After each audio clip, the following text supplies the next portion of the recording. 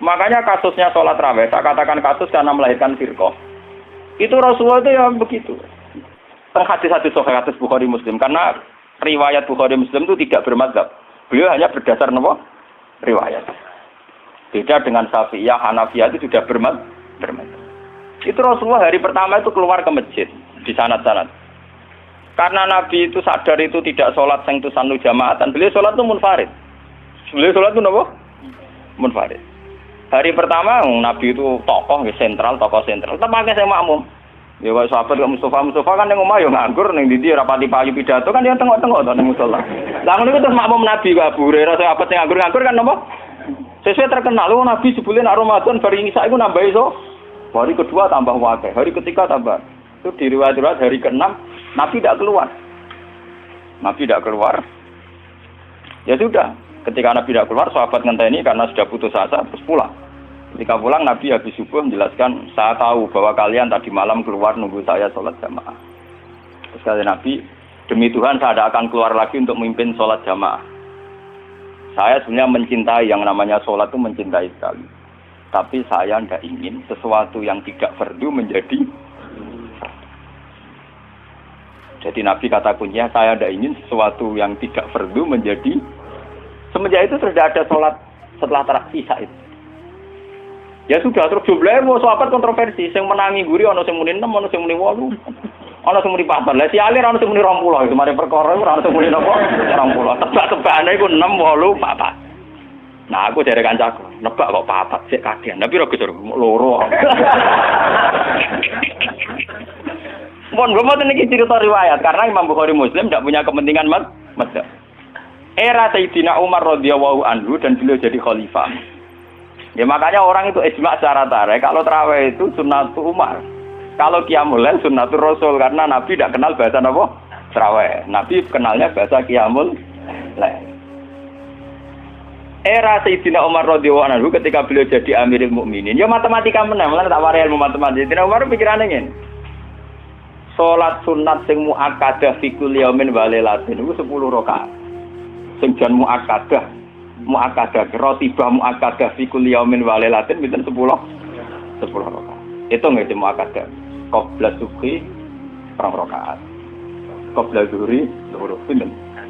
Kawa, ba'da zuhri kali. Berarti kira. Itu nggih lho Mas. 6 ya. Qabla al-asri kali. Berarti 8 to. Ojo hitung qabla maghrib mari ora pantes. Orang macam atas. Terus qabla isya 10. Itu senjan sunat napa? Maka. Karena kalau badal isya mulai dulu tradisinya itu diikutkan paket napa gitu. Karena Ramadan itu spesial waktu Jiddin wa Tasmirin, ini kata yang menduga yang arah Fathul Mu'in Zainuddin Maribari yang mengikuti Ibnu Hajar.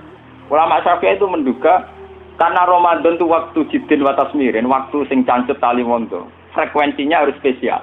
Nah ngono nak arah Ramadan 10 iku fi Ramadan du'ifat. Di Ramadan apa? Ditikelno. Akhirnya Umar muni, "Lah nek damel salat jamaah pirang rakaat?" Lah Umar mau jenenge istihad. Ya orang pulau dengan. Lho Umar sahabatnya Nabi.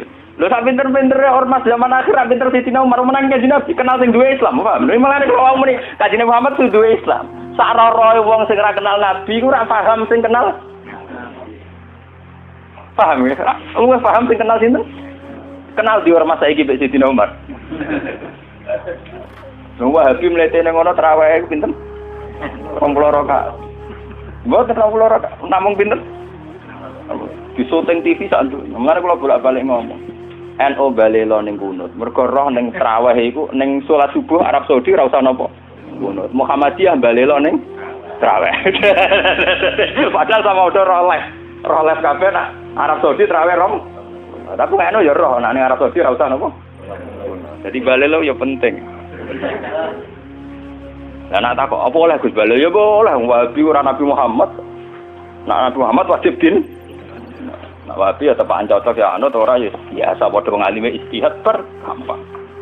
Akhirnya Umar mutusno pinten? 20 itu ditentang oleh sahabat-sahabat. Apa dasar Anda? Umar nganggo hadis am. Hadis am itu hadis yang Nabi sering ngendikan dan mujma' alaih. Nabi ngendikan as-shalat khairun maudhu'un. Pokoke jenenge salat mesti apik. Fa'aksir awatillah, sik jumlahe akeh, sik jumlahe iki. Pokoke nek jenenge salat mesti apik. Lah karena aturan sholat dasar bengi itu trennya itu sholatul laili masna-masna. Karena tren sholat malam itu di luar fardu. Di luar fardu itu dua. Makanya Umar di tradisi fi kulli rakaatin dipotong dengan satu salam. Tapi sampean juga jangan anti yang 4 rakaat hanya satu salam. Kowe ya goblok. Mergo kados sholat isya sing 2 tahiyat itu ulama Syafi'iyah darani tahiyat awal iku sunnah. Artinya prakteknya sing wajib namung tahiyat akhir. Paham ya? Tipe gedeng teman-teman yo keliru ya tambah bento. Mergo salat isya lah iku tahiyat awal artinya sunat iku piye? Nah ditinggal ra batal senajan kok tinggal dah wong akeh. Ada sal kita dadi kiai ora tahu tahiyat ula. Wah. Takok balam wah. Lah tapi piye wae kan vonis Imam Syafi'i sunnah. Mboten iki cerita ilmiah. Kira ora darane aku untuk Muhammad aku wong alim pokoke sampeyan setakok. Jenenge ta Muhammad aku wong alim ngawur. Nah wong alim kudu Muhammad Imam Syafi'i ra gak wong alim. Wong durunge NU durunge napa? Wong alim coba dorong-dorong NU ta napa? Mesti aja pintu wong alim yo ngalim maca hadis sahih Bukhari Muslim langsung pol misalnya netral. Akhirnya Umar jawab nikmatil bid'atu hadhi. Bid'ah terbaik itu modifikasiku, gaweanku iki. Karena beliau Amirul Mukminin menang sudah di sholat resmi karena beliau pas bikin itu pas statusnya jadi khalifah menang deh. Terus yang kan ngimami pertama Ubay bin Ka'ab. Niku sahabat ahli Quran sinten Ubay bin sinten. Ubay bin Ka'ab hasil pertama ya mau. Mboten mosok kula ngimami Amirul Mukminin. Mbak Umar dituthuk. Goblok, aku Amirul Mukminin ngongkon ra mbok turuti. Dadi tapi lucunya Sayyidina Umar itu makmum lho. Karena Ubay kan karepe sopan. Tapi si sopane dekne iku malah nentang prin. Lan kula wingi foto niku maca muslim. Kula biasane nak foto maca muslim kalian santri-santri kula. Kula mulai ngiyai bapak wafat 2005. Nganti sakniki dereng ngimami kalian santri pondok kula dereng. Entah kapan saya ngimami tapi kapan-kapan kula nggih direncana ngimami. Tapi kula nu nganti sakniki dereng ngimami. Ya dan ulama yang kayak saya itu banyak. Ya itu tidak janjian ya. Tahu-tahu keputusannya begitu, tidak janjian ya orang anut-anutan, soalnya kepinginnya ngono. Nah itu sirinya gitu ya. Ulama itu harus menjaga sebagian konstitusi agama. Saya itu resah sekali. Ada kelompok Islam di Indonesia juga banyak. Yang imam itu harus kelompoknya dia. Kalau nggak diimami kelompoknya dia ada batal. Dia tidak makmum sama sembarang Makanya imam masjid beberapa kali itu nemuin saya. Gus kula kok ngimami jenengan itu pun. Ngene lho. Sing fadilah dadi imam ya kaya nang hadis-hadis fadilah dadi imam ngene. Tapi fadilah makmum ya ngene. Lah nek fadilah ulama makmum Gus, ya fadilah tawadhu malah. Jadi orang itu kelirunya kan gini ya. Ketika ada hadis fadilahnya imam, bahwa imam itu orang yang luar biasa. Karena imam masjid fadilah. Terus orang itu ingin jadi imam karena untuk fadilah gede. Yang kita lupa adalah Nabi muji tawadhu juga sedemikian kuat. Sehingga jangan-jangan seorang alim yang belum jadi makmum untuk fadilah apa? Tawadhu ini enggak dinilai. Dan itu akhirnya kayak sekarang yang kejadian itu. Banyak standar imam yang berlebihan. Wonge macane Quran kudu bener. Nazifat taubi, pakaiannya kudu bersih. Malahan fakih-fakih berlebihan. Mahbuban inda qaumi yang dicintai. Wong khusuk ning nggon ora pati banyak penggemar, wong khusuk iku kurang penampilan. Padahal imam masjid rata-rata khusuk mek wato. Wato nunuk-nunuk, kadang dituthuk dhewe diandani napa? Berlebihan. Sing roh najis. Pokoknya sarannya berlebihan. Itu nanti repot ketika kita ngadepi ada firqah yang berlebihan gitu terus gak gelem makmum mek sembarang. Banyak itu kejadian terutama di kota-kota. Karuan masjid ono jamaah, dia jamaah sendiri karena meyakini yang jamaah ala begitu tidak. Saya termasuk ulama yang sampai sekarang menunjukkan ke umat bahwa sholat itu sesuai dawuh Nabi, shollu khalfa man qala la ilaha illallah. Kowe kudu gelem makmum mbek sapa wae sing nglafadzno napa? La ilaha. Sampeyan harus gentleman. Wong aku sing alim gelem makmum kowe ora alim ora gelem. Alasan iku opo? Biasa saja. Saya itu, lah ini cerita yang ngaji muslim saya. Rasulullah itu berkali-kali ingin bahwa yang imam itu tidak beliau. Ini ketika beliau sakit. Ini di hadis Muslim. Beliau menyuruh muru Abu Bakar fal yusolli binnas. Abu Bakar kon ngimami. Ketika Abu Bakar sudah mulai ngimami, Rasulullah radidangan terus beliau yuhadza bina rajulan utang waktu itu di papa Sayyidina Ali mbek Sayyid Fadl. Fadl itu dulure sinten? Sayyidina Ali. Di papa terus didudukkan gurine Abu Bakar.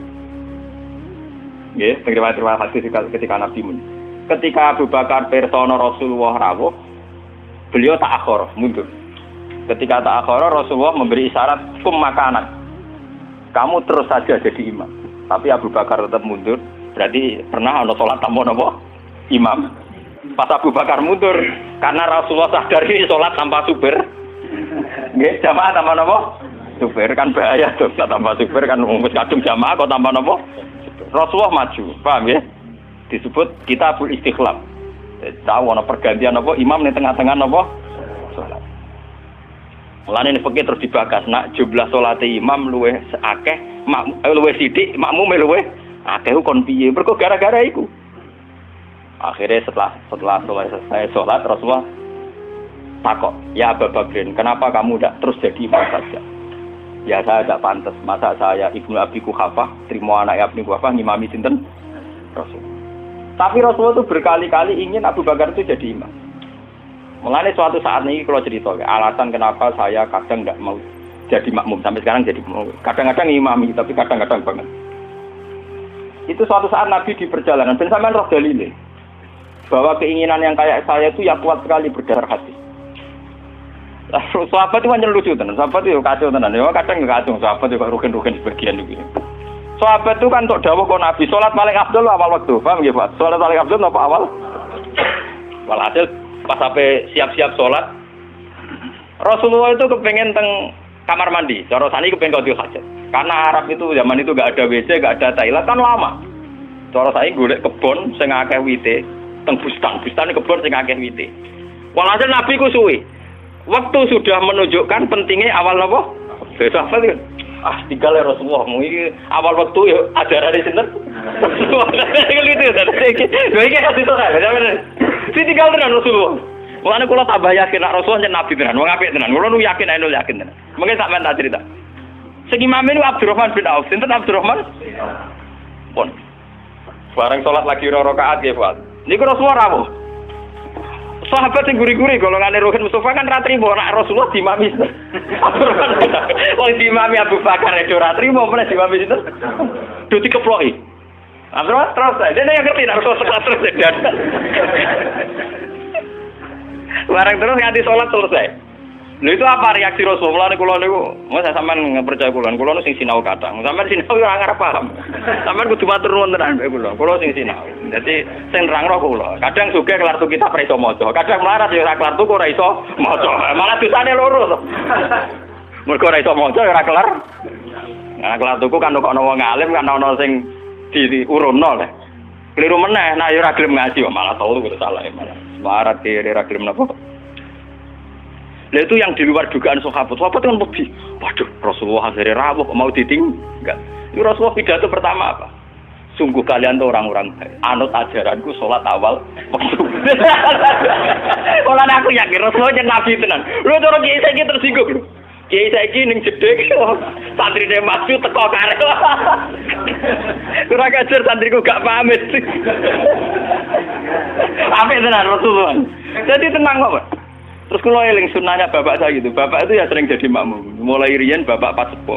Dulu bapak itu menangi loh, bapak mau ngimami masjid kalau menangi, ngimami pondok ya menangi. Sepuh-sepuh tidak pernah ngimami, dia kan tenang. Nah jamaah duhur jam 12 5 menit. Nah aku terlambat 5 menit, tinggal. Itu beberapa kali bapak jarak 3-5 menit ditinggal terus sampai santri ku biasa jadi imam. Itu bapak riyen dawuh teng kula santri calon imam, wis ben latihan dadi imam. Nak ngimami kiai ne wae iso meneng ngimami wong awam malah bae iso.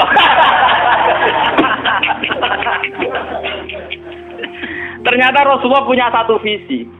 Saya ini pasti meninggal kata Rasulullah. Kalau orang terbiasa sholatnya menggantung saya, nanti bahaya bagi kelangsungan Islam. Mereka juga harus dilatih sholat sendiri, jadi imam sendiri. Tapi Rasulullah itu gentleman yang beliau muji. bagus. Terus memang dia ngerti. Lah kowe ngerti nek Rasulullah ya kok ora mundur ke Abu Bakar ben tau ngimami Abdul Qadir. Ben aku tau ngimami orang terbaik di alam raya. Mulane termasuk fadilah Abdurrahman bin Auf ning tarik-tarik dia satu-satunya sahabat sing tau ngimami Rasul. Jadi mulane dekne bariku termasuk sahabat papan atas. Mergo dekne tau ngimami manusia terbaik di alam raya. Jadi mungkin dirinya kok wah kali-kali.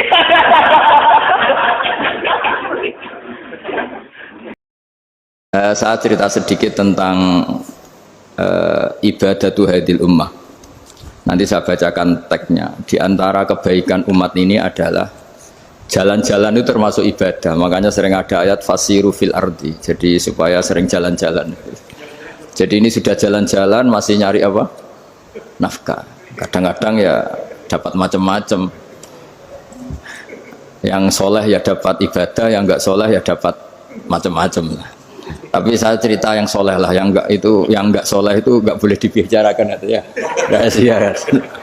Saya ini lama di Jogja, ya tahulah kelakuannya orang-orang yang baik maupun yang setengah baik sampai. Ya semoga yang baik dilipat gandakan pahalanya, yang enggak baik diampuni. Tapi saya cerita sedikit. Di fikih kita, di kajian-kajian fikih kita memang ada istilah ini harus didengar karena ini ngaji dan sama status kita sama. Al-wasiyah ila ta'ah ya ta'ah, terus al-wasilah ilal maksiyah ya maksiyah. Jadi kalau kita jadi perangkat taat ya ibadah, kalau jadi perangkat maksiat juga maksiat. Sehingga di ilmu medis maupun di jasa online atau ojek atau apa, misalnya pertanyaannya kita pekerja paket profesional boleh ndak ngantarkan paket narkoba? Ya jawabannya tentu ndak boleh, karena bukan masalah pekerjaannya, tapi yang diantar adalah sesuatu yang haram. Begitu juga boleh enggak ketika ada lelaki hidung belang tanya tempat mesum, kalau kamu menunjukkan berarti kan ikut berkontribusi. Ya kamu bisa meneruskan gimana hukumnya mengantar gitu, misalnya. Nah kiai juga sama sebetulnya, kiai juga bisa dimanfaatkan orang yang macam-macam untuk kekuatan yang macam-macam. Jadi hukum ini sama, kamu tidak usah tersinggung misalnya. Kalau di fikih biasanya disebutkan menjual pedang pada begal juga enggak boleh karena digunakan yang tidak baik. Begitu juga misalnya apapun profesionalitas kita, misalnya paket, kita nganter ke paket yang apa? Paket ganja misalnya. Fikih ini harus kamu ketahui dulu sehingga hukum turunannya, ingat Allah misalnya, ini bisa kena. Kita tidak boleh ingat Allah dalam keadaan maksiat yang enggak diridani Allah. Karena mau tidak mau fikih ini hukum dasar. Sholat pun bisa kena semprit. Misalnya kita sholat karena tugas, bukan karena lillahi ta'ala. Makanya dulu itu ada guyonan Mas Wahyu itu, ada imam dari masjid besar di negara sebelah, tidak perlu saya sebutkan negaranya. Itu cerita imamnya itu digaji 100 juta per bulan, datang ke Surabaya gitu. Muadzinnya itu digaji 75 juta, keren. Terus ngerti imam di Indonesia naik ontel, sudah wato naik ontel, nggak ada yang gaji, musolanya jelek, terus sudah ada jepit, ada dia kerasan di musola karena sering dimaki-maki istrinya, sudah. Jadi itikafnya itu ya sambil menghindar itu, bukan. Makanya banyak masjid Indonesia itu banyak yang itikaf itu, karena di rumah ada betah, sudah diomelin, nggak ada AC-nya. Sekarang masjid banyak AC-nya kan. Kamar mandinya juga gitu, di rumah sama di masjid bagus. Di masjid. Makanya pengurus masjid yang daerah-daerah sini sering cerita ke kita, kudu ngising ning omah Gus, mlayune moro masjid karena itu cerita. Indonesia itu negara yang enggak bener katanya. Imam dan muadzin tidak digaji. Terus dia cerita-cerita kebaikan negaranya dan buruknya negara kita. Lama-lama kiai itu mangkel. Kiai Indonesia itu kan cerdas-cerdas, meskipun jarang yang kaya tapi cerdas-cerdas. Dia muji negara. Lama, kalahnya itu dibeginiin sama Kiai Indonesia. Makanya kamu sholat terus ya, takut potong gaji. Artinya kalau dia jadi imam karena digaji, efeknya adalah dia kalau bolos tuh takut nanti kan dipotong gaji. Lama-lama kalau sering bolos di PHK gitu. Artinya luar biasa Indonesia, imam tuh tidak ada yang gaji tapi semuanya sholat istiqomah. Berarti kita ini top, datang ke masjid jadi imam tanpa ada yang gaji. Top mana? Top Indonesia. Semenjak itu si imam ini tidak pernah cerita kebaikan negaranya karena gaji imam. Indonesia dalam bernegara selalu begitu. Ketika kita tidak punya solusi transportasi, ada saja pihak-pihak swasta atau investor yang ingin menanamkan modal di investasi Grab dan sebagainya. Tapi saya tetap sebagai kiai mengingatkan status hukum fikihnya. Kenapa saya harus cerita itu? Karena fikih ini harus selesai dulu. Saya ulang lagi, fikih ini harus selesai dulu. Misalnya nganterin orang yang mau transaksi narkoba atau transaksi maksiat, atau tapi yang yakin. Kalau tidak yakin memang tidak haram. Tapi kalau yakin itu memang kamu tahu benar-benar iyalah kira-kira gitu. Supaya taat itu ada di semua kehidupan. Sehingga nanti Indonesia kalau semuanya begini kan, yang cari sarana maksiat itu bahkan sekedar transportasi aja susah karena semuanya tidak mau misalnya. Paket juga gitu, yang mau ngedarkan narkoba kesulitan karena semua yang jasa paket tidak mau gitu. Begitu seterusnya, sehingga negara ini kita bantu bahwa awal ketidakbaikan di semua negara itu pasti karena maksiat. Maksiat itu mengganggu. Orang geger sama istri ya karena maksiat. Terus banyak kecelakaan itu rata-rata kata Pak Polisi juga karena maksiat. Jadi orang overdosis atau dalam keadaan mabuk nyupir. Terbesar kecelakaan itu jarang karena ngantuk. Terbesar masih karena pengaruh apa? Narkoba. Pembunuhan juga sama. Orang Indonesia itu mudah sekali memaafkan temannya, tetangganya. Tapi kalau sudah efek dari narkoba, bunuh itu jadi mudah itu. Jadi, nah, Anda juga harus fair, jangan. Tapi yang penting saya profesional nganter, gitu. Nggak mau tahu dia latar. Meskipun kita tidak boleh neliti orang, ya nggak boleh tajasus, nggak boleh neliti ini. Tapi yang jelas kamu tahu, yang jelas kamu tahu, ya harus dihindari karena memang di semua profesi pekerjaan itu utamanya kata Rasulullah SAW itu memperhatikan halal haramnya. Tapi ya saya ulang lagi, tidak boleh sok suci, tidak boleh tajasus, tidak boleh neliti orang lain. Tapi kalau yang jelas-jelas untuk maksiat maka harus kita hindari. Termasuk masjid sekalipun.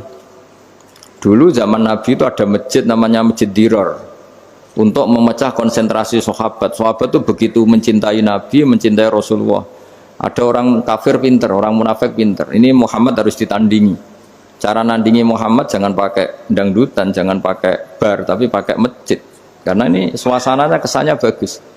Dibikin masjid tandingan supaya orang tidak ke Muhammad semua, tapi ke masjid ini. Ini pikirannya orang munafik. Artinya jangan kira terus masjid bebas hukum, ya enggak juga. Masjid juga bisa kena semprit karena ini mendirikannya untuk bikin apa? Tandingan, untuk bikin masjid diror, kalau istilahnya Quran masjid diror. Semua sarana kebaikan juga gitu. Yayasan yatim piatu juga kena hukum, pondok juga kena hukum, semuanya kena hukum. Ada orang ingin jadi kiai padahal tidak pernah ngaji, terus bikin pondok. Akhirnya dia dipanggil Pak Yai, anaknya dipanggil Gus, padahal najis saja tidak tahu. Itu kan kasihan umat, akhirnya ada penyelewengan. Jadi semuanya kena hukum. Jadi Anda jangan tersinggung ketika saya cerita fikih untuk para teman-teman yang di Grab, karena memang semuanya kena hukum, bukannya. Mesra dengan istri juga kena hukum. Orang terlalu mesra dengan istrinya pasti ibunya terlantar, karena menuruti bojo ya nuruti ibu gitu. Kalau nuruti ibu istrinya yang terlantar. Yang loyal sama teman ya istrinya terlantar. Yang takut istri temannya terlantar. Jadi itu semuanya kena hukum tanpa terkecuali.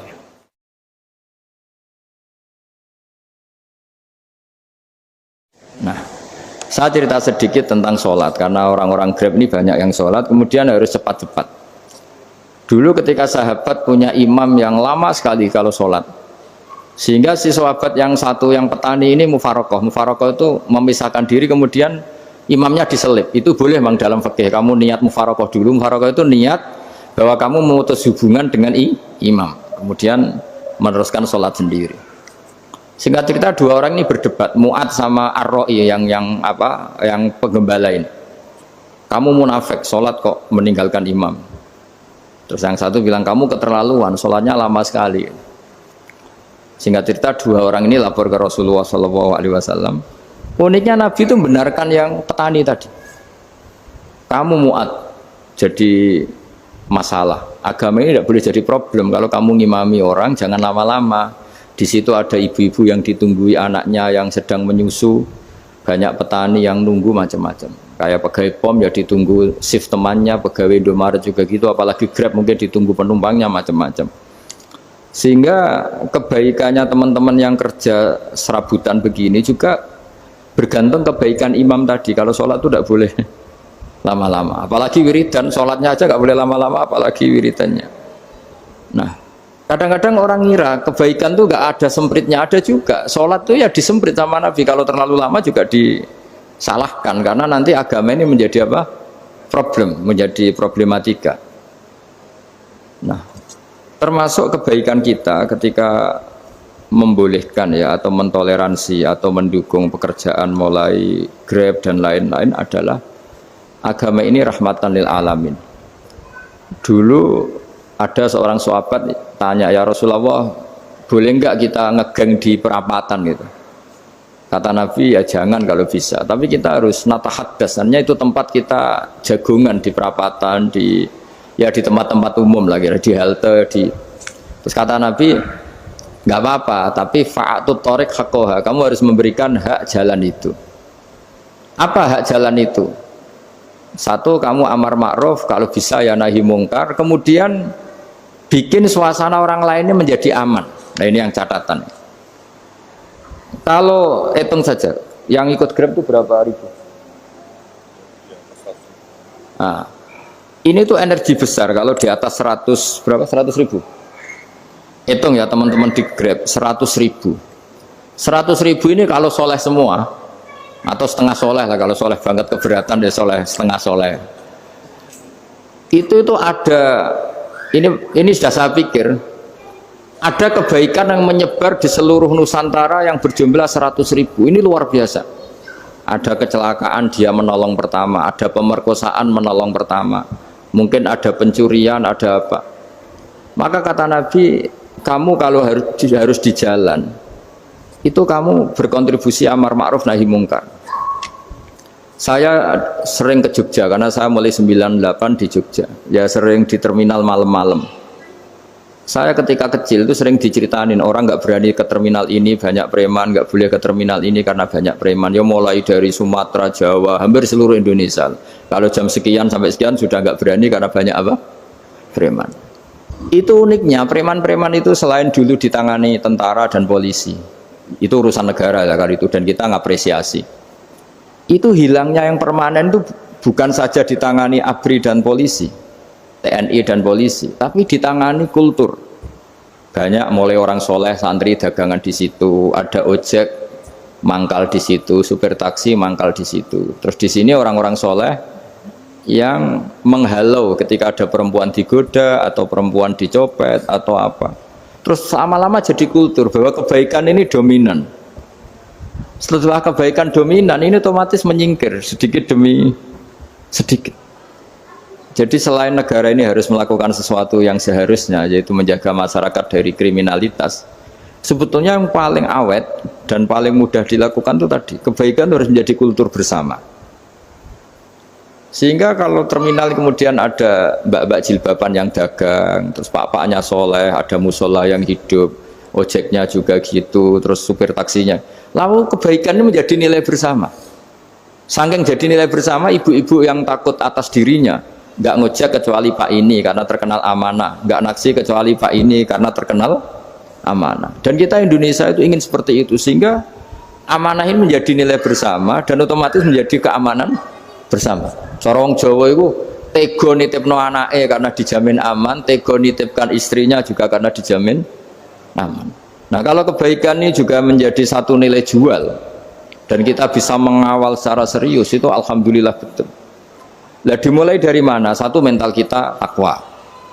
Kedua, sistem sosial, bahwa kita terkoneksi oleh indukan ya, juga terkoneksi oleh kepolisian. Maksudnya karena kita terdaftar, kalau ada anak hilang kan tinggal ini yang bawa wahyu misalnya. Jadi saya mohon, semohon-mohonnya, kebaikan ini harus jadi nilai bersama. Setelah terminal itu banyak orang baik, otomatis yang ini tuh menyingkir itu. Akhirnya apa? Nanti yang bos-bosnya toko itu ya hanya nitipkan sama orang soleh. Yang mau nge-grab juga hanya titip sama yang soleh. Begitu seterusnya. Sehingga jadi siklus kebaikan yang bersama. Nah, ini yang dimaksud Quran, wa'tamiru bainakum bima'ruf. Iktimar itu namanya urusan bersama. Ya, saya ulang lagi ya. Jadi orang Arab kalau bilang iktimar itu urusan bersama. Sehingga bahasa Arabnya konferensi besar itu kalau di NU disebut apa? Muktamar. Muktamar itu menjadikan urusan publik dirembuk, itu namanya apa? Muktamar. Nah, di antara kebaikan yang diinginkan Islam itu wa'tamiru bainakum bima'ruf. Urusan kebaikan ini menjadi urusan apa? Bersama. Ya saya contoh itu kecil saya itu mesti dikandani sama orang-orang tua, jangan di terminal ini sampai jam ini, jangan di perapatan ini ketika sudah jam begini. Tapi barokahnya orang soleh bertebaran di mana-mana itu. Yang tukang grab ya di mana-mana, yang penjaga toko ya banyak yang soleh, yang ngojek, yang macam. Sehingga di terminal itu nyari tempat sholat ya gampang, cari tempat duduk ya gampang, nyari orang amanah ya gampang. Bahkan lama-lama yang nggak amanah ini nggak laku. Dan ini yang kita inginkan. Dan ketika nggak laku, akhirnya dia kalau ingin laku harus amanah, atau ingin laku harus tobat. Nah, agama ini urusan bersama, sehingga Allah mengistilahkan wa'tamiru bainakum bima'ruf. Jadikan kebaikan ini urusan bersama. Sehingga karena ini urusan bersama, ketika kita jadi kiai juga harus, kalau misalnya tadi ada Gojek kok makmum, atau Grab kok makmum, atau supir bis kok makmum, kiainya harus cepat sholatnya, jangan baca surat Baqarah, nanti diomel-omelin apa penumpangnya.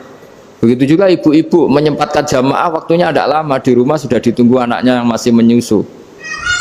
Makanya Nabi ngendikan idza amma ahadukum as-sholata falyukhaffif. Kalau kamu jadi imam, sholatnya harus relatif cepat. Fa inna fihim ad-dhaif badal hajat. Di antara makmum itu yang banyak punya urusan. Selain ada yang lemah, ada yang punya banyak urusan.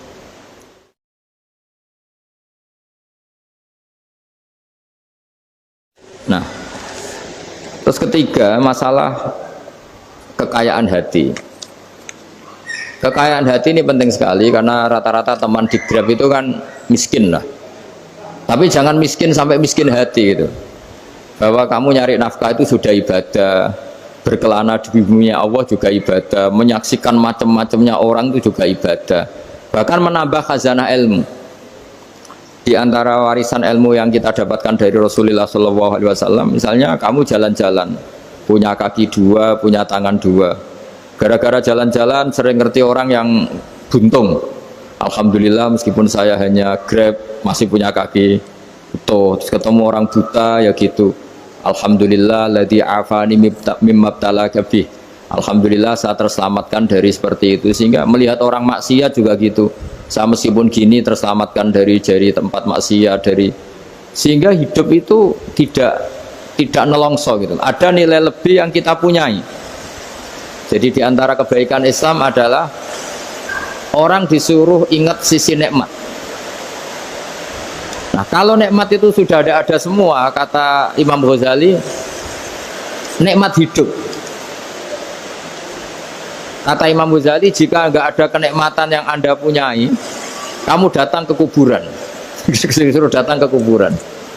Dan kamu bilang begini, kenikmatan kembali ke dunia adalah kenikmatan yang diinginkan mulai yang mati zaman Nabi Adam sampai kiamat. Jadi kalau Fir'aun yang pernah jadi raja, Namrud, semuanya, bahkan orang-orang soleh sekalipun, kalau kamu tanya keinginan terbaiknya apa? Ingin kembali hidup untuk membenahi kesalahannya zaman hidup. Artinya apa? Kehidupan yang kita miliki sekarang adalah kenikmatan yang dirindukan mulai yang mati zaman Nabi Adam sampai kiamat. Maknanya apa? Kita punya kenikmatan yang luar biasa karena kenikmatan yang dirindukan oleh orang yang sudah mati mulai dulu sampai sekarang. Apapun masalah hidup Anda ini punya kenikmatan yang nggak tertandingi, yaitu namanya hidup. Barokahnya hidup itu kita bisa tobat. Setidaknya ingin tobat. Kalau nggak bisa tobat, ingin tobat. Makanya di Indonesia itu banyak nyuwun sewu, banyak maling yang anaknya itu soleh, karena kalau ngandani anaknya tetap gini, wes le bapak tok sing lakoni kue ojo, bapak tok yang alami ini kamu jangan. Banyak di Indonesia orang nggak bisa baca Quran, anaknya hafid, karena setiap bodoh itu tidak diwariskan. Wes le bapak tok sing bodoh kue ojo bodoh. Mungkin teman-teman di Grab juga gitu, wes bapak tok cong sing nasi pengennya kue ojo.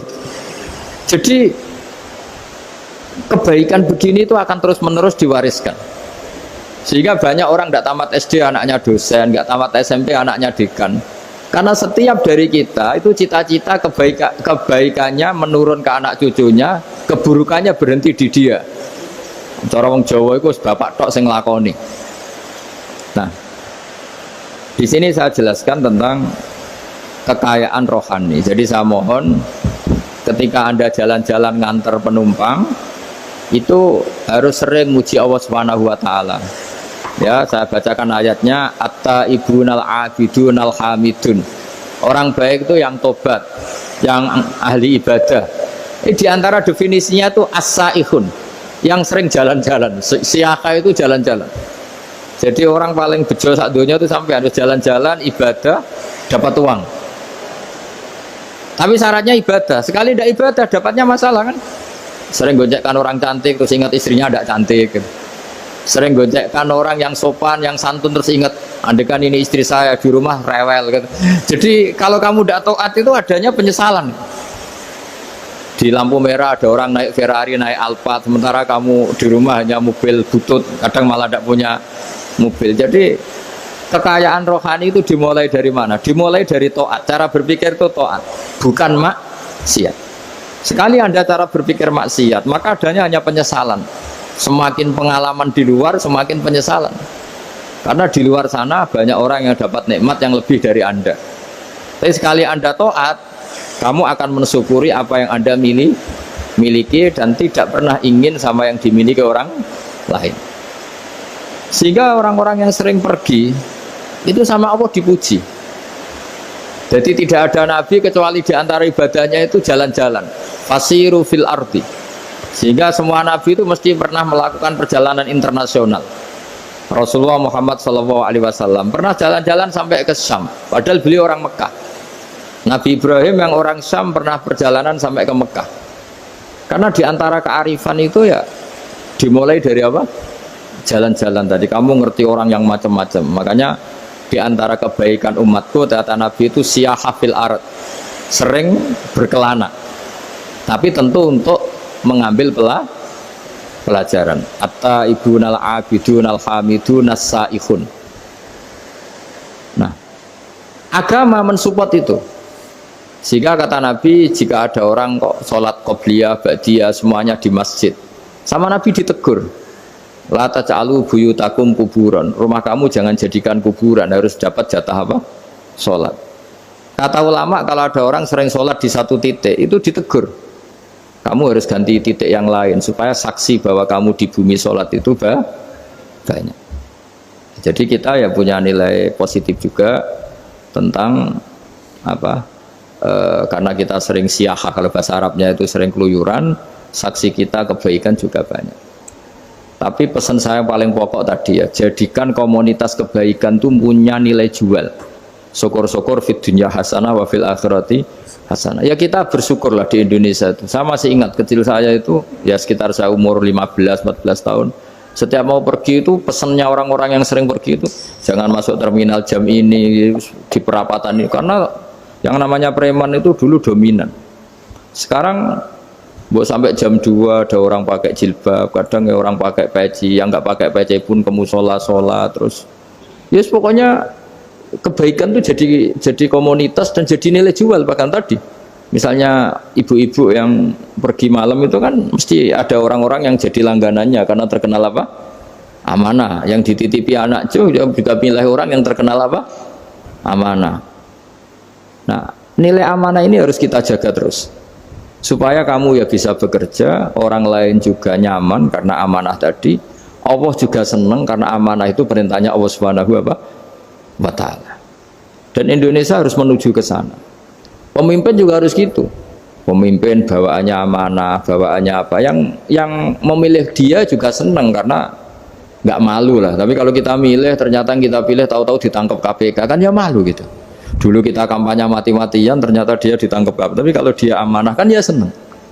Sama kalau tukang Grab ketangkap satu karena penodaan atau karena pengkhianatan, yang malu juga semua. Karena kadang-kadang nanti digeneralisir seakan-akan semuanya seperti itu. Tapi dengan reputasi panjang, nggak pernah terjadi apa-apa dalam Grab, kan otomatis lainnya juga terangkat. Nah, ini yang dimaksud wa'tamiru bainakum bima'ruf. Jadikan kebaikan itu urusan bersama. Makanya andaikan negara itu sudah mengoptimalkan polisi, TNI untuk meringkus preman, oke, itu baik. Tapi ya lebih awet lagi kalau itu ditopang masyarakat. Karena yang nggak amanah terkucilkan, terus akhirnya Grabnya nggak laku, akhirnya dia dipecat, akhirnya kan yang maksiat hilang, yang kriminal hilang, yang ada hanya Grab yang baik. Begitu juga di dunia apapun. Itu yang dimaksud wa'tamiru bainakum bima'ruf. Jadikan kebaikan ini urusan bersama. Nah, karena kita baik, otomatis jadi teladan yang baik bagi anak kita, istri kita, tetangga kita. Dan karena kita baik, maka terhormat. Sehingga orang melihat Grab itu simpatik, respect, karena reputasinya baik. Nah, karena orang respect, tidak dicibir. Barokahnya tidak dicibir, tidak mangkel. Barokahnya tidak mangkel, tidak saling ejek, bahkan tidak saling bunuh. Coba kalau kita jelek, dicibir orang, kita dalam keadaan mabuk, tidak terkontrol, bunuh. Jadi efek dari maksiat itu begitu buruknya. Sehingga penelitian itu mengatakan kebanyakan kecelakaan ya pemicu utamanya rata-rata ya nyupir dalam keadaan mabuk. Beberapa nyuwun sewu kasus-kasus kriminal rata-rata ya dipicu oleh hal-hal seperti itu. Makanya meskipun di luar saya tolong hindari narkoba, hindari hal-hal yang maksiat supaya pekerjaan Anda ini barokah.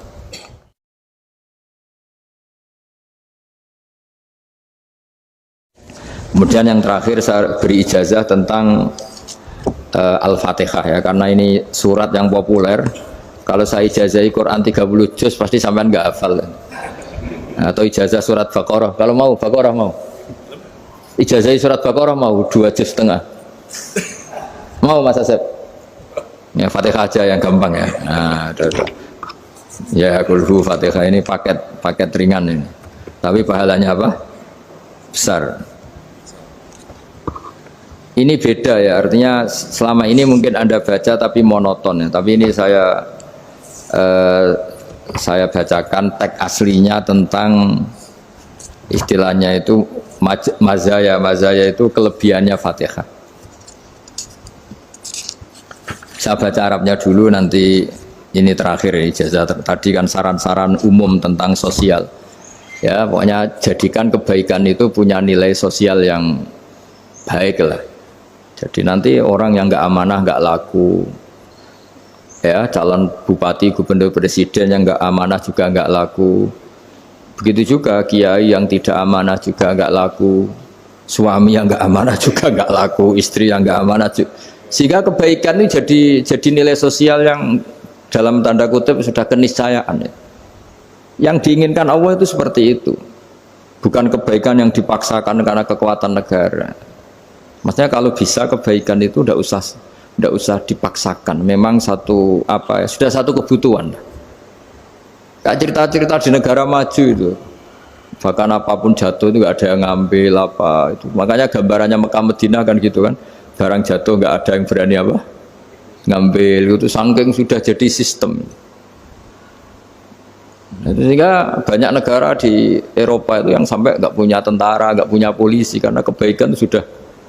Nah kita kan masih capek, polisinya aja capek, apalagi masyarakatnya, karena kebaikan itu belum jadi nilai bersama. Nah kita selain ditopang negara, ada polisi, ada tentara, itu kita usahakan kebaikan itu jadi nilai bersama. Tadi wa'tamiru bainakum bima'ruf. Dan kita punya reputasi yang bagus dalam bab ini. Saya masih ingat kecil saya itu yang jilbaban hanya keluarga kiai. Sekarang rata-rata masyarakat itu jilbaban.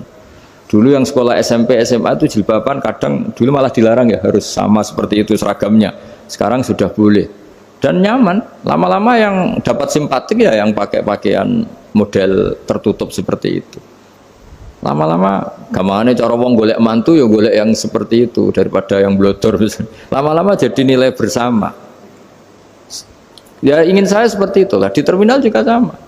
Orang mau makan cari warung yang kelihatan ada ayat kursinya, pakai jilbab atau paling enggak dia enggak mungkin lah nyuguhkan yang tiren atau yang haram. Akan ada garansi sosial. Ada apa? Ada garansi apa? Sosial. Dengan penampilan yang soleh itu kan masa iya nyuguhkan oplosan babi gitu misalnya itu. Jadi nilai sosial itu harus ya tadi harus benar-benar jadi nilai sehingga negara biar gak capek-capek itu. Polisi juga gak capek kan karena tugasnya seorang Jawa mau ngawat-ngawati tok tapi sudah tidak perlu tegang karena kebaikan sudah jadi nilai apa? Bersama. Ya ingat-ingat ya ayatnya tadi wa'tamiru bainakum bima'ruf. Jadi kebaikan itu harus jadi nilai bersama. Iktimar itu menjadi urusan bersama. Makanya kalau kita rapat besar disebut apa? Muktamar. Muktamar itu urusan bersama. Ya tadi imamnya sholat juga menopang Gojek karena nggak lama-lama nopang Grab, nopang Kernet, nopang penjaga Indomaret, penjaga bensin, pom bensin. Lah dia hanya punya waktu 5 menit terus imamnya baca Baqarah kan. Iya imamnya mursyid, mungkin dia tambah lama tambah dapat aplaus dari muhibinnya, tapi makmumnya dia tambah lama tambah dapat penghormatan dari pecintanya, tapi kitanya wah khusyuk wali kan dia dapat status naik lah, kita yang sudah tidak ikut jadi wali diganggu apa pekerjaannya. Kalau ada imam seperti itu sampai mufarokoh saja, niat ya Allah sampai sini saja saya makmum orang itu, silakan orang itu punya urusan sendiri dengan jenengan ya sudah atau salib saja apa. Nah, itu boleh kalau dalam fikih namanya apa? Mufarokoh. Mufarokoh itu niat. Tapi kamu jangan langsung selonong mufarokoh, niat dulu. Pamit sama Allah bahwa sekarang mau mufarokoh. Ya, tapi ya jadi sholat yang aneh kan, imamnya masih rukuk, kamu terus sujud, terus apa-apa selesai ya. Mungkin dalam pandangan itu orang lain ini maksudnya makmum gimana ini kok begini. Tapi sudahlah Allah Maha tahu. Nah, insya Allah dimaklumi. Ya saya baca tentang Fatihah ya, karena sampean pasti sering baca Fatihah. Supaya apa sekaligus jadi jimat lah gitu. Jadi kalau kamu sering di jalan-jalan yang mungkin sepi atau mungkin kan tidak semua teman Grab itu nasibnya bagus yang di Semarang Jogja. Mungkin yang di Kalimantan di Papua kan ada yang 10 kilo gak ketemu rumah, ya kan? Ya lihat di TV-TV itu kan kasihan kan. Sudah 10 kilo gak ketemu rumah, penumpangnya kewekar preman tuh kan. Ini makan orang enggak kan udah. Kan ujiannya dua. Kalau penumpangnya cantik itu ya kecoba syahwat, kalau preman takut. Jadi orang itu selalu ujian itu. Sing sedengan itu kan jarang orang itu. Jadi kalau penumpangnya perempuan cantik ujiannya itu syahwat, kalau preman ujiannya ketakutan. Kalau orang yang lemah bawa uang ujiannya kamu ingin garong. Jadi hidup itu memang semuanya ujian. Liyabluwakum ayyukum ahsanu amala. Makanya saya sering ditanya oleh teman-teman, Gus, nah ujiannya kenal wong wedok elek piye? Sama. Kenal wong ayu ujiannya syahwat, kenal wong elek ujiannya ngenyek. Itu sama-sama dosa. Syahwat ya dosa, ngenyek juga dosa. Wah elek keriting untune metu ya dosa ngomong gitu. Kadang-kadang orang berpikir enak kancanan wong elek gak dosa. Kata siapa kancanan wong elek itu ya dosa karena bawaannya ngenyek. Ngenyek itu menyepelekan itu. Makanya saya itu ya nggak mau berteman sampean. Nanti kan bawaannya ngenyek atau seneng ya tidak tahu saya. Ya sudah ada takdir saja kalau ketemu ya tak ulang ngaji gitu. Tapi ini ngaji terakhir, setelah ini ngaji biasa aja, tidak usah resmi gini. Ngaji kok resmi aneh. Pokoknya nanti suatu saat kalau pandemi sudah berlalu saya akan ngaji Rebonan, lalu ini ngaji. Ini ngaji yang kurang bagus karena ngatur kiai kurang berkah ini. Nanti tapi ya lumayan lah masih mau ngaji. Ngaji kok tanggal ini jam ini. Sekarang suatu saat kamu tak panggil, Mas Wahyu datang ke sini jam ini tidak mesti bisa. Mungkin pas ada acara apa, oh, maaf ke sini pas ngecek pas apa. Gitu. Jadi ya sudah tapi tak maafkan enggak apa-apa. Takdir ya. Tak bacakan supaya sampean tahu keramatnya bismillah. Nah, sebelum saya bacakan Bismillah Fatihah, tak beritahu tentang ilmu tafsirnya, karena ini penting sekali. Fatihah itu dawuhnya Allah, tentu itu dawuhnya Allah. Saya ulang lagi, itu kalamullah. Tapi yang sudah diberikan kesampaian ke kita semua, sehingga seakan-akan itu menjadi dawuhnya kita ke Allah. Jangan salah loh ya, Fatihah itu dawuh Allah, tapi sudah diberikan ke kita, sehingga posisi kita itu yang punya itu. Nah, kenapa ini perlu dijelaskan? Karena nanti ada kalimat iyyaka na'budu wa iyyaka nasta'in. Kalau itu masih kalam Allah, berarti Allah ngomong ke kamu, ngendikan ke kamu, kepadamu aku menyembah. Masa Allah menyembah kamu? Nah, sehingga ilmu tafsir itu menyelesaikan itu dulu ya. Saya ulang lagi ya, sebelum sampean sering baca Fatihah, aku yakin ya sering baca. Tapi barokahnya ndak paham itu ndak pernah janggal. Enggak paham itu ya penting supaya ndak iskal, ndak janggal. Sebetulnya di kalimat itu ada yang janggal. Kalau Fatihah itu kalimatnya Allah atau kalam Allah, bagaimana dengan kata-kata iyyaka na'budu? Masa Allah ngendikan ke kita, kepadamu kami menyembah? Masa Allah menyembah kita? Maka penyelesaiannya secara ilmu tafsir gimana? Semua ulama mengatakan, bukan satu dua, semuanya mengatakan di Fatihah itu semuanya diberi kawalan kalimat. Saya ulang lagi ya, di Fatihah itu semuanya diberi awalan kalimat qulu, katakan wahai hambaku begini. Ya, katakan wahai hambaku begini. Nah, begini ini pelajaran dari Allah yang sudah diberikan ke kita. Terus kita mengatakan bismillahirrahmanirrahim, alhamdulillahirabbil, termasuk kita mengatakan iyyaka na'budu wa iyyaka nasta'in.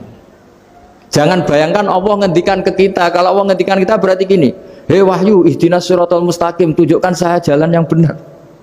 Nah, nanti kamu terus, ya Allah, Anda aja minta tolong saya minta tolong siapa kan, jadi panjang kan. Ya, saya ulang lagi ya, jadi itu di Ulumul Quran diterangkan gimana sebelum baca Fatihah ya.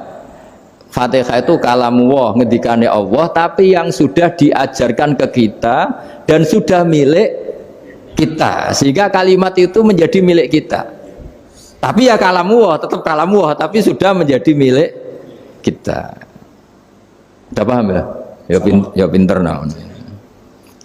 Ya, karena kalau tanpa penjelasan seperti ini, Anda akan iskal. Bagaimana Allah, iskal itu janggal. Bagaimana Allah mengatakan iya anak budu? Yang jadi aneh ya? Ya, jadi tak jelaskan secara ilmiah ya. Jadi kata ulama-ulama tafsir, ayat-ayat Quran seperti ini sebetulnya dimulai dari qulu apa? Meskipun nggak dilafatkan. Itu kan sama dengan qul huwallahu ahad Muhammad, katakan kalau Tuhan itu satu. Ya, namanya Quran itu kan kalam Allah, membina nabinya, membina umatnya. Makanya dikatakan atau enggak, di sini tersembunyi kata qulu, katakan. Ya, jadi ya ibarat apa itu, kamu ngajari anak kamu lah, le panggil jenengan bapak kulo. Itu maksudnya anak itu, kalimat itu kalimat kamu, tapi kamu ajarkan ke anak kamu. Terus anak kamu bilang, Pak jenengan bapak kulo. Nah, ketika kamu mengatakan jenengan, bukan kamu mengatakan jenengan anakku, berarti anakmu itu bapakmu, kan lucu kan? Anak kamu ajari jenengan bapak kulo, kamu engkau bapak saya. Terus anak kamu mengulang jenengan atau kamu bapak saya. Berarti itu kalimat yang kamu ajarkan, tapi sekarang sudah milik anak kamu. Kalau itu kalimat kamu kan lucu, masa anak kamu bilang bapak? Nah, itu seperti itu. Jadi ulama memberi solusi atau jawaban iyyaka na'budu.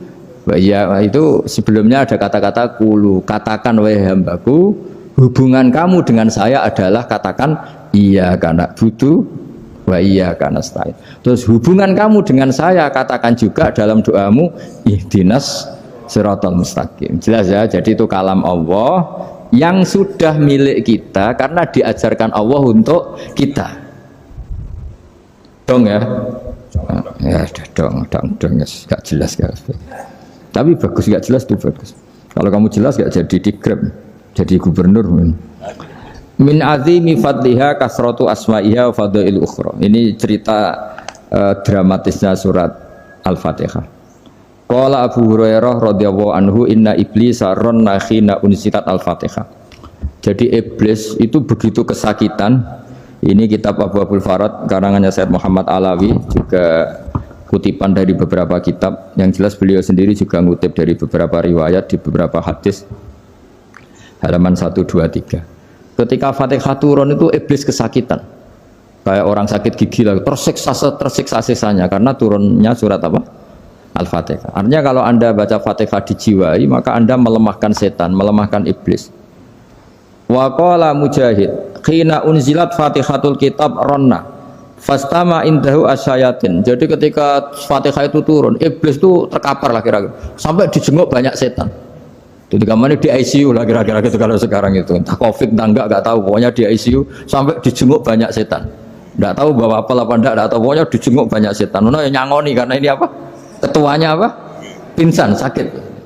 Jadi iblis itu sakit sampai dijenguk anak buahnya setan-setan. Ya, semoga kalian semua tidak kenal setan. Kalau kenal berarti teman, apa? Wa qalu misla dzalik. Wa qala lahum laisa mimma taquluna syai'un walakin unzilat suratun laisa ajruqa ilya illa an harramahu alaihi nar jahannam. Saya ini bukan sakit fisik kata iblis. Kamu tidak usah jenguk saya, datangkan dokter terbaik, tidak usah. Saya ini tidak sakit fisik. Saya ini sakit karena ada surat yang diturunkan, yang pahala yang melafatkan surat itu pasti selamat dari neraka. Padahal misi terbesar saya ini supaya manusia masuk neraka. Sekarang punya tamengnya. Mulai pusing kan? Ya seperti orang lah, goda sampean ternyata sampean setia, itu kan pusing. Nah ternyata tidak setia, itu yang akhirnya ribet kan itu. Jadi iblis itu cita-cita terbesarnya kan semua orang itu masuk neraka. Nah sekarang turun satu surat yang gara-gara surat itu siapapun yang baca dijamin selamat dari neraka. Jadi walakin unzilat suratun laisa ajru qailiha illa an harramahu alaihi nar jahannam. Karena jadi dia shock lah, kalau orang di Jawa itu bilang shock. Aduh sial nasib saya ini umat nggak bisa saya goda lagi karena punya tamengnya tadi punya. Qad tolakaidukum wa makrukum. Rekayasa kalian sekarang itu tidak ada gunanya semua. Nah, ini alhamdulillah di Indonesia kelihatan kan banyak yang miskin, banyak yang susah. Tapi selagi mereka masih sholat, itu keinginan mencari halal itu masih tinggi. Kayak apa kita di tengah kota, jauh dari anak istri, jauh dari tetangga. Biasanya kalau orang jauh dari anak istri, tetangga kan sakar PDW. Tapi yang soleh masih banyak, sudah jauh dari keluarga tetap lurus. Loh, kalau yang dekat lurus kan wajar, konangan wong akeh kan. Ini sudah jauh masih lurus. Nah ini nggak lepas dari barokahnya surat apa? Surat Fatihah tadi. Jadi karena ada surat yang menjamin pelafalnya atau qailiha terbebas dari api neraka. Wa qalat as-sayatinu lahu is ayyusai'in ta'muruna ya maulana. Faqala lahum idhabu wajtahidu hatta tukhfilu qulubahum hatta la yaqulu hadhihi surah. Lalu kita gimana? Jari para setan gitu. Lalu kita gimana? Terus kata iblis, sudah bikin mereka lupa sehingga tidak baca lagi. Selagi masih baca kita pasti keok. Jadi kalau sampean sudah jarang baca Fatihah itu berarti sudah bagian dari kemenangan apa? Iblis. Jadi kalau sampean sudah jarang baca Fatihah itu berarti bagian dari kekalahan Anda, kemenangan iblis. Masih sering baca? Berapa kali? 5 kali sholat. Terus apa lagi?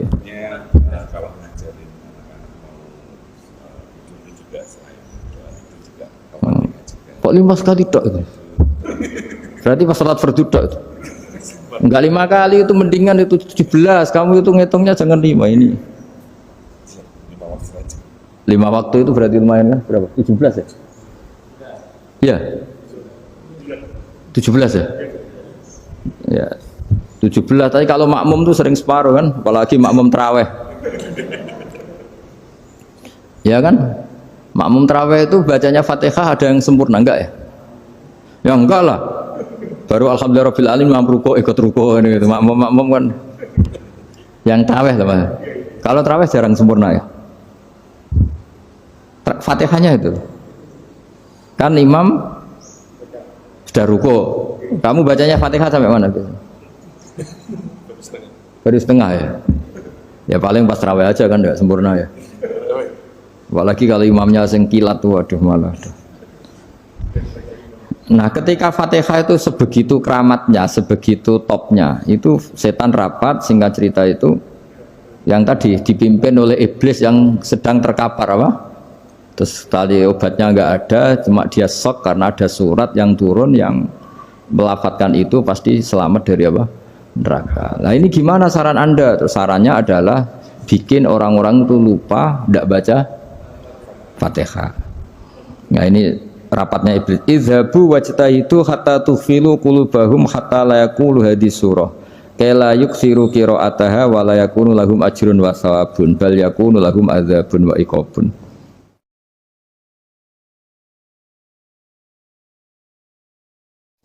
Jadi saya mohon selama ini Anda sudah baca, tapi mungkin hanya rutin saja. Napa rutin saja? Jadi barokahnya ngaji ini kamu punya kekuatan atau punya semangat membaca karena ini surat yang luar biasa. Ibarat gini, kalau sampean tanya, saya juga sering mikir, masa Gus hanya surat kok punya kekuatan seperti itu? Di dunia ini kata Allah, mulai Nabi Adam sampai kiamat, nggak ada yang bisa menandingi kekuatan kalimah. Kalimah itu kata-kata, nggak ada yang bisa menandingi kata-kata. Misalnya Anda nge-grab berangkat istri cuek, berangkat cuek, itu beda dengan ketika meskipun satu kalimat, wes Pak, muga-muga dilindungi pangeran, mugi-mugi jenengan selamat, itu menjadi teduh dan semangatnya luar biasa karena kayak mendapat support. Jadi kira-kira kalimat itu hubungannya kita dengan Allah, Fatihah itu seperti itu. Kamu melafadzkan satu kata-kata yang dibenarkan langit bumi, dibenarkan aras, dibenarkan malaikat, dibenarkan semua penghuni di dunia ini. Sehingga itu efeknya luar biasa. Itu seperti gini ya, kamu cerai sama istri, terus nikah lagi katut babon. 10 tahun anak kamu dididik, ibunya benci kamu. Dan memang Anda layak dibenci. Dididik. Dan sampai nggak pernah manggil kamu Pak. Suatu saat kamu tentu rindu kan ingin dipanggil bapak oleh anak kamu. Suatu saat anak ini manggil kamu Pak E. Itu senengnya bukan main, hanya sebuah kata-kata. Makanya kadang-kadang orang itu tanya sama kiai, ijazah lafadz ini gunanya apa sih? Itu ijazah itu untaian kata-kata. Yang kata-kata ini dibenarkan langit dan bumi dan aras dan para malaikat sehingga efeknya itu luar.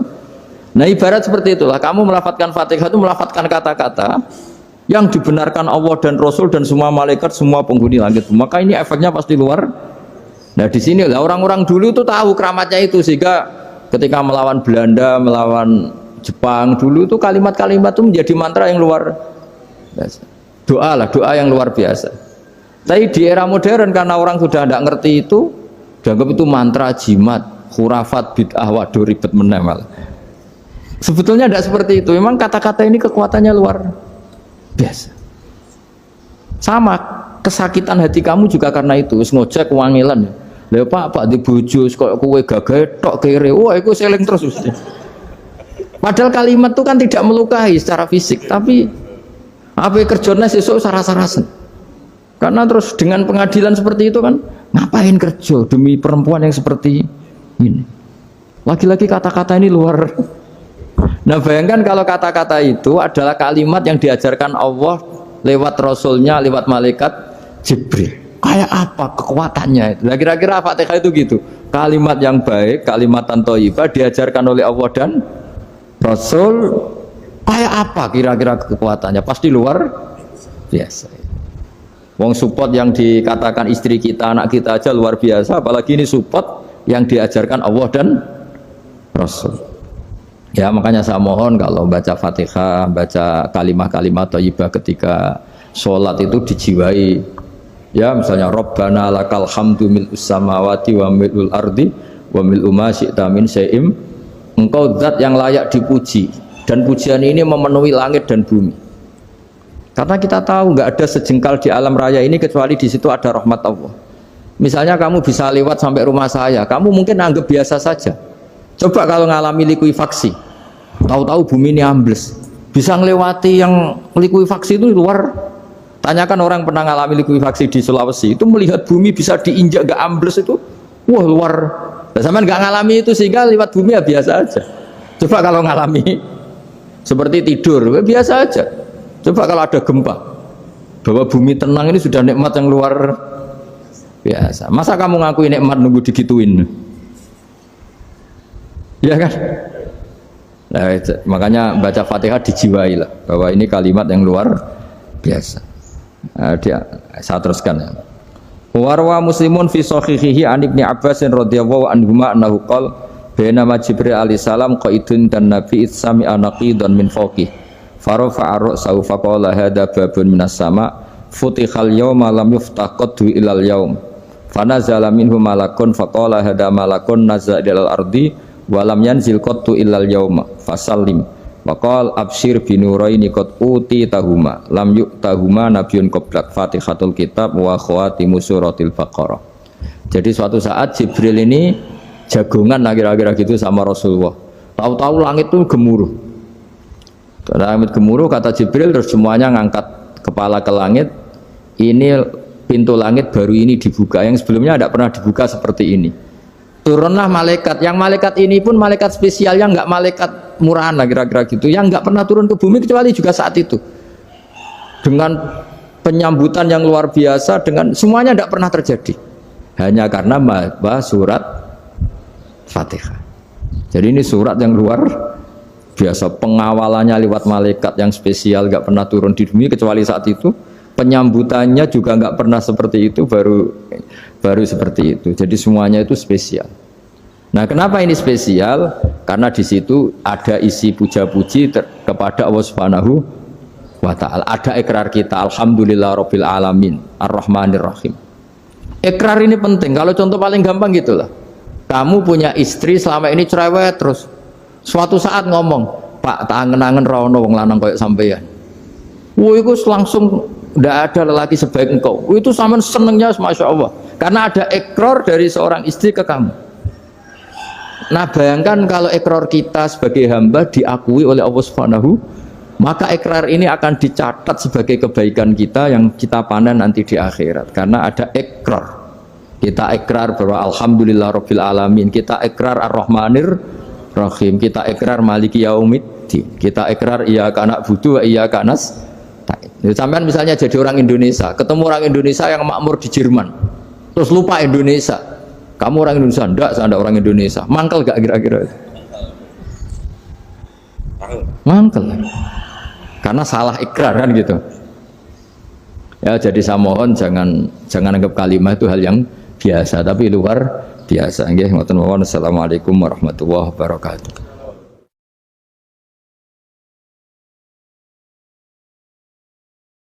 Saya berkali-kali kampanye di mana-mana lah, kampanye dan menganjurkan. Di antara catatan dalam Suhufi Ibrahim wa Musa kan ada kan di Quran itu yang dinamakan lampiran-lampiran wasiatnya Nabi Ibrahim dan Nabi apa? Musa. Itu di antara catatannya begini. Orang yang punya akal itu adalah orang yang bisa menikmati sesuatu yang baik. Misalnya gini, contoh gampang gini. Kamu punya anak pertama atau punya anak yang masih kecil, itu gendong tuh senangnya bukan main, melihat anak sehat tuh senangnya bukan main. Mungkin saat itu banyak orang yang sedang maksiat dengan perempuan nakal atau dengan teman-teman nakalnya, yang nganggap seperti itu tidak nikmat. Tapi andekan ini ditimbang, yang maksiat betulan misalnya, paling ukuran bahagianya itu 70%. Tapi yang ini, yang nimang anak baru lahir atau masih kecil, corong Jawa ngeloni anak, bisa saja bahagianya itu sampai 100%. Artinya selama ini kesalahan kita adalah nganggap maksiat itu pasti menyenangkan dan taat itu tidak menyenangkan. Makanya saya berkali-kali fatwa, untuk melawan kenikmatan maksiat, orang harus terbiasa menikmati taat, menikmati kebaikan. Jangan kira kita nimang istri nikmat, nimang anak nikmat, ketemu teman yang lama tidak ketemu juga nikmat. Artinya kita akan melewati berjam-jam untuk jagungan sama teman, sama anak, sama istri. Dan itu harus kamu nikmati supaya mengganti tidak berkebutuhan nikmat yang lewat jalur maksiat. Jadi saya mohon sarana-sarana yang menyenangkan itu, yang taat itu kita maksimalkan.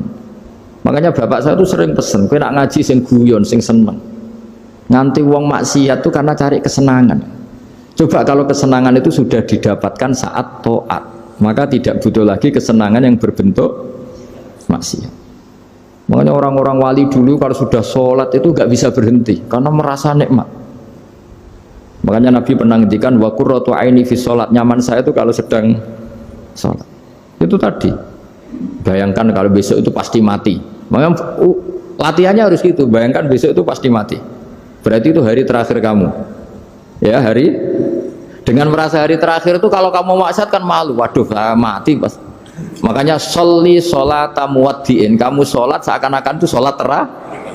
Dan bayangkan akhirat itu wa'mal li akhiratika ka'annaka tamutu, dan bayangkan akhirat itu besok kamu mati. Sehingga ketemu istri ya seneng karena ini pertemuan terakhir, ketemu anak ya seneng ini pertemuan terakhir, sholat juga tenanan karena ini sholat terakhir. Sehingga kalau mau maksiat tuh takut, jangan-jangan ini kehidupan saya terakhir kok tak pakai seperti ini. Nah, jadi diantara resepnya itu apa tadi? Nganggep ya ibadah itu menyenangkan. Nah, gitu. Pinter. Oke, satu pertanyaan lagi, Gus. Ini ada pertanyaan dari teman-teman mitra driver Grab. Saat mengantarkan barang, tiba-tiba azan waktu sholat, ya, Gus. Lalu kita sebagai driver harus sholat dulu atau menyelesaikan orderan dulu, karena itu juga amanah kan orderannya itu. Mungkin nganter barang atau mungkin nganterin penumpang. Mengingat barang tersebut sudah ditunggu pemiliknya dan penumpang tersebut juga sudah ada janji yang lain, pokoknya gitu. Nyuwun pencerahannya, Gus, gitu. Begini ya, ini kan fikih sosial ya. Saya jawab, ini memang harus pakai fikih, nggak pakai rasa. Saya ulang lagi, pakai fikih, nggak pakai rasa. Waktu sholat itu kan banyak ya, diantaranya maghrib dan isya, duhur dan asar, terus subuh sendiri. Ya, ben-saman belajar fikih, orang belajar tasawuf ya. Nah, kalau subuh itu tidak ada toleransinya kalau waktunya sudah tinggal 10 menit karena tidak ada jamak. Ya, tidak ada apa? Jamak. Sehingga misalnya kalau kamu ngojek waktu tinggal 10 menit ya harus sholat. Tapi kalau sekedar dengar azan ya, ini penanyanya kayaknya itu teman kamu, jadi fikihnya kayak kamu, gak jelas. Azan itu kan bukan akhir waktu sholat. Azan itu bukan akhir waktu sholat, tapi awal sholat. Itu tidak harus supir Grab, tidak harus supir Gojek. Meskipun kamu makan ada azan ya teruskan saja, kan tidak akhir waktu sholat. Anda menerima tamu, gendong anak, atau sedang nyupir, atau sedang bercengkrama sama teman. Kalau ada azan ya nggak apa-apa, misalnya diteruskan. Kan bukan akhir waktu sholat. Yang benar-benar harus ditinggalkan itu kalau waktu sholat misalnya tinggal 7 menit. Atau tinggal 8 menit. Waktu yang mau tidak mau kamu harus tasarrufkan, kamu peruntukkan injury time gitu. Nah, injury time. Nah, gitu aja kok gak tahu ya. Nah, lalu misalnya, kalau pertanyaan tadi mestinya kelasnya itu kelas afdoliyah. Utamanya gimana? Kalau wajibnya belum ada karena kan waktunya masih panjang. Jadi pertanyaannya bukan wajibnya tapi sebaiknya, karena ini semuanya belum mendesak kan. Andai kan kamu teruskan nganter barang kan tidak ada jaminan waktunya habis. Padahal kalau kamu memaksa sholat, mungkin citra kamu sebagai supir Grab tidak baik karena dianggap mengabaikan konsumen. Nah, terus kedua menyangkut jarak. Oke, seperti itu. Nah, sekarang kalau pertanyaannya dibalik, makanya yang dibalik ini agak ribet. Waktu sholat tinggal 8 menit. Ada konsumen yang minta diantarkan saat itu dan acaranya ke mall happy-happy, maka fatwa kita sebagai ahli fikih ya tantang saja, saya mau sholat dulu, kalau nggak sabar ya silakan cari yang lain kalau acaranya ke mall. Tapi kalau acaranya kelahiran atau transfusi darah atau mau nganterin darah ke pasien yang sudah koma, maka kita langsung, karena ibadah sosial itu didahulukan mengalahkan ibadah yang haknya Allah, karena Allah itu zat yang tidak butuh ibadah kalian. Tapi kalau pasien ini kalau nggak nang kesampaian darahnya mati misalnya, jadi kamarnya Allah lebih apian lah gitu. Makanya masyhur kalau dalam fikih hak Allah sama hak adami ini dimenangkan hak adami, tapi bukan karena Allah kita kalahkan. Allah tidak butuh itu semua gitu. Jadi dikalahkan tapi bukan karena kalah, justru karena ada butuh. Ya ibarat gini lah, Allah itu saking baiknya. Baiknya Allah kan pasti di atas orang tua kita. Itu pasti, saya ulang lagi. Baiknya Allah pasti di atas orang tua kita. Orang tua kita saja baik, apalagi Allah. Misalnya orang tua kamu butuh uang 5.000. Adik kamu butuh uang 5.000. Adik kamu yang kecil atau ya. Kira-kira orang tua kamu itu nyuruh dikasihkan beliau apa ke adik kamu? Kira-kira saja. Ke adik kamu. Nah Allah itu saking baiknya. Hal yang terkait Allah, misalnya tadi sholat tepat waktu sama ibadah sosial itu disuruh ibadah sosial karena ini kalau nggak kesampaian transfusi darahnya atau apalah atau kamu dokter yang harus mengurus operasi waktunya tinggal 5 menit kamu harus ngoperasi pasien dulu karena Allah bisa menerima sholat kamu. Nah tak terangkan lagi ini fikih terus. Lalu sholat yang apa? Kalau sholat itu antara maghrib dan isya dan nanti yang terlambat itu maghrib, kita ngikuti ulama yang mengatakan jika ada darurat maka maghrib dan isya boleh dijamak meskipun tidak atas nama pergi. Kan jarak kamu kan tidak jarak masafatu qasrin. Artinya apa? Misalnya saya dokter harus operasi, waktu saya tinggal 8 menit mau maghrib, ternyata harus ada operasi. Kalau saya nggak nangani mati, saya harus operasi. Dan nanti waktu saya maghrib habis itu tidak harus dikatakan kodok atau yang mengeluarkan maghrib dari waktunya. Bisa saja menurut ulama dianggap boleh dijamak takhir dengan isya karena kondisinya masih waktu jam'in. Begitu juga zuhur dengan asar. Tapi kalau waktunya itu asar tinggal 8 menit kemudian harus ada operasi, ya kita operasi.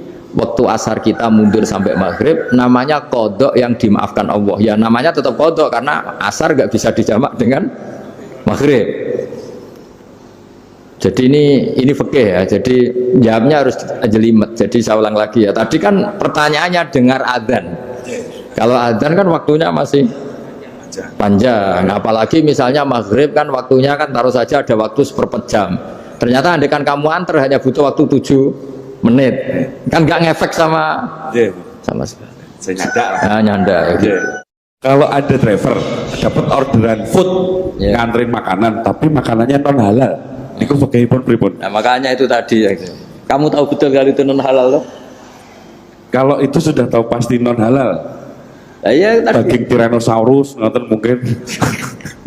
Ya makanya tadi itu memang PR kita di semua profesi. Saya ulang lagi itu PR kita di semua profesi. Jadi ya itu makanya pentingnya istighfar tuh di situ tuh sudah kita sebagai ulama menghalalkan tidak mungkin, mengharamkan kamu juga demo ini pekerjaan Gus. Tapi yang jelas itu tidak bisa dihindari. Ya sama lah seperti orang di bis itu. Kadang-kadang kan didoain semoga semua penumpang hasil ke tempat masing-masing dan kalau ada copet berarti kan doain copet juga hasil tujuannya.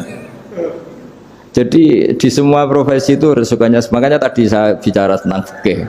Kaidah umumnya menolong maksiat itu ya bagian dari maksiat, menolong taat itu bagian dari taat. Mau tidak mau harus ada hukumnya. Setidaknya barokahnya tahu hukum. Kalau kita salah belum istighfar gitu. Sudah salah nggak merasa salah gitu. Jadi barokahnya tahu hukum itu paling enggak kan kita ya istighfar lah.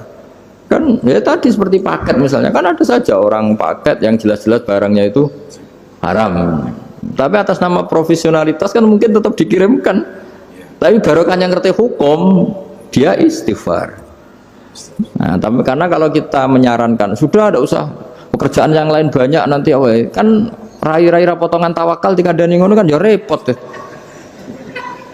Nah kalau kita kiai guys, gak apa-apa, serius pangeran suge. Menurut sampean terus nuntut. Oke, baiklah teman-teman, terima kasih kami ucapkan karena sudah menyaksikan kajian dari Gus Baha. Sekali lagi kami ucapkan terima kasih. Semoga video tersebut bermanfaat. Jangan lupa untuk like, subscribe, komen, serta share video-video tersebut ya. Oke, terima kasih. Wassalamualaikum warahmatullahi wabarakatuh.